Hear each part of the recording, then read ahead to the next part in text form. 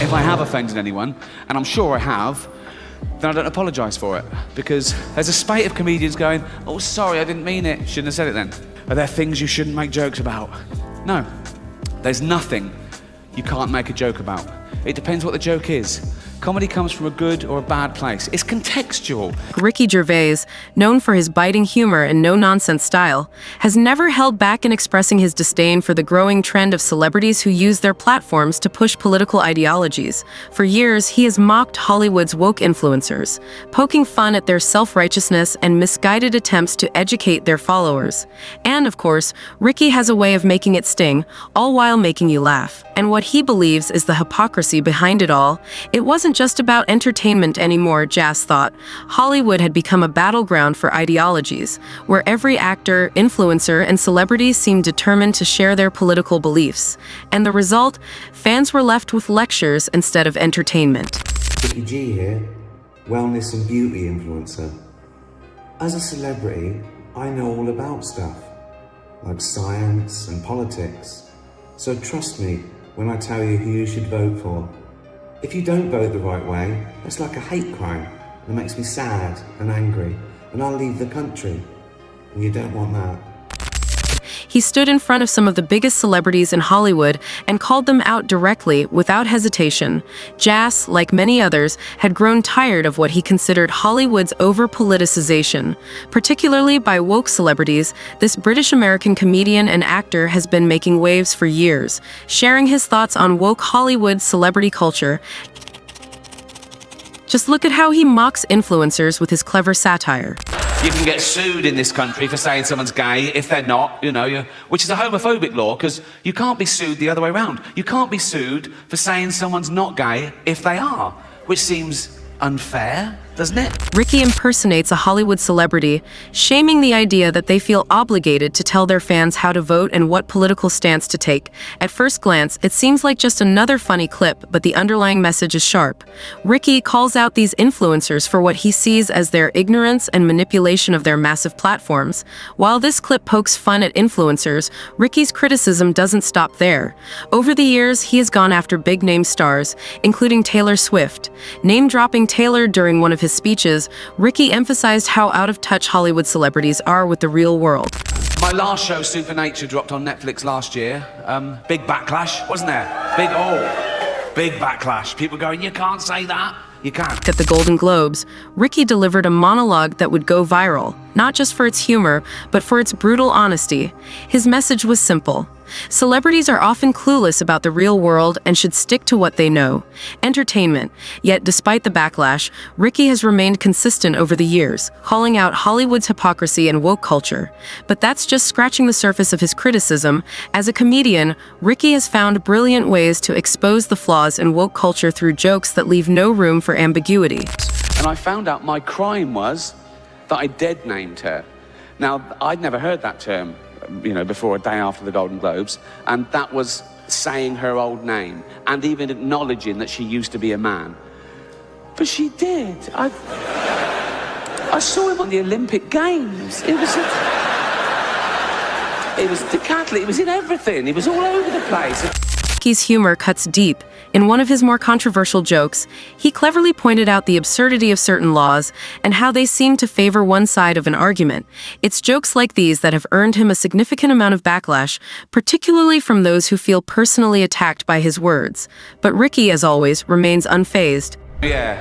I'm not a fascist. It's an odd thing to just declare, isn't it, that you're not a fascist? We assume, don't we? You wouldn't go up to someone on the street and do that, would you? And go say, oh, by the way, I'm not a fascist. It's like they protest too much. Backlash Ricky refers to mostly centered around his comments about transgender identity, particularly when he dead-named Caitlyn Jenner. For those unfamiliar, dead-naming is a term coined by the woke community, meaning the act of referring to a transgender person by their former name, often associated with their pre-transition gender.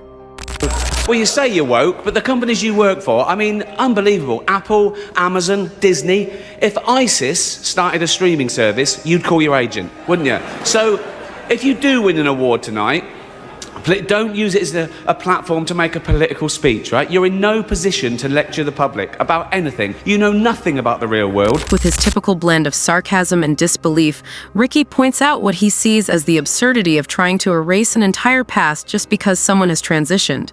In the case of Caitlyn Jenner, Ricky highlights that Bruce Jenner existed for 58 years. That existence doesn't simply vanish, no matter how many people may wish to rewrite history. Ricky's mastery of sarcasm and satire allows him to take jabs at woke culture without directly attacking any individual. His humor exposes what he believes are the contradictions and flaws in woke ideology, particularly when it comes to virtue signaling. I once tweeted, I've put on £7 and a picture of me with a big belly. Do your worst. Insult me, right? People said, you shouldn't fat shame.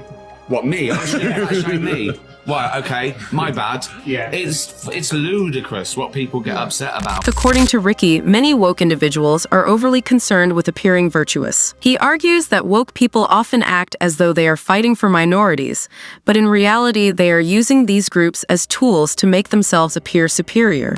Who will go online and leave a comment? You might as well go and read Toilet Walls to get upset about them. I have never been upset by anyone on Twitter. I'm too happy. Ricky believes that woke culture has become more about perception than actual action.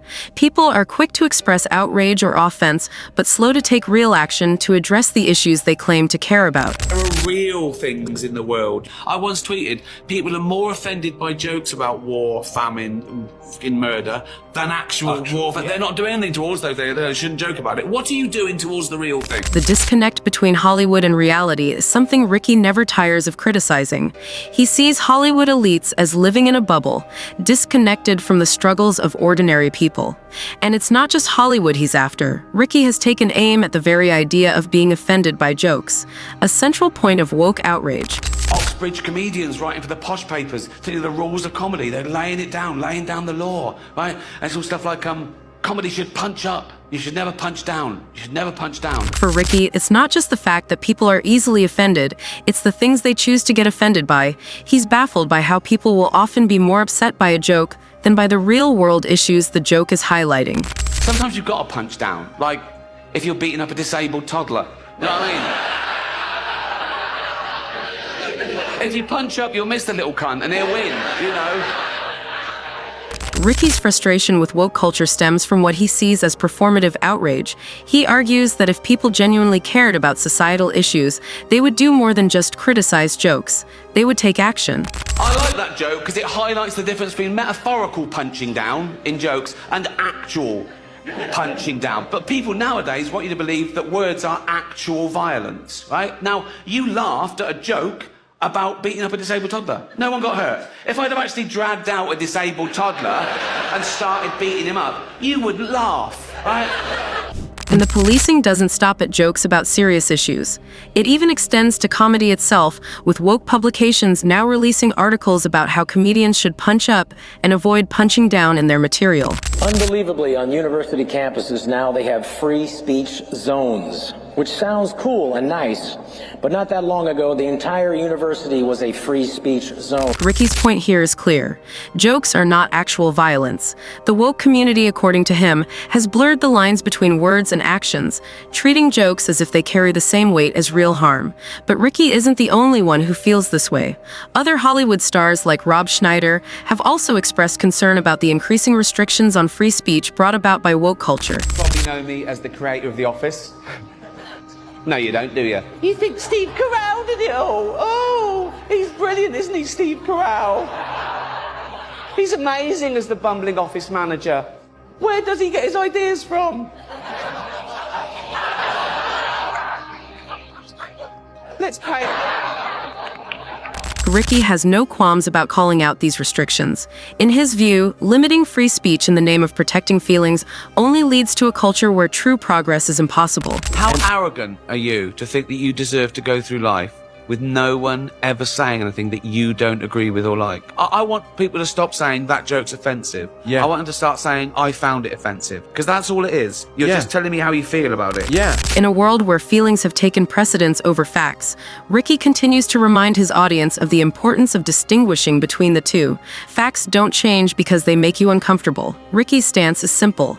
Feelings are personal, and while everyone has a right to them, they don't dictate reality. You don't have to pave the jungle. Yeah. You can just grow a pair and have a laugh about it. Yeah, but you shouldn't hurt people's feelings. Well, you can if their feelings are wrong. Yeah. Yeah. You know, yeah. if you don't like the facts, don't yeah. change the facts, change the feelings. Yeah. You know. As Ricky continues to challenge the woke agenda, one thing remains certain: he will not back down. Whether it's calling out hypocrisy, highlighting contradictions, or simply making people laugh, he's committed to keeping the conversation alive. So let's go out with a bang. Let's have a laugh at your expense, shall we? Remember, they're just jokes. We're all gonna die soon, and there's no secret. And with that, Ricky Gervais leaves us with something to think about, in his own unapologetic, hilarious way.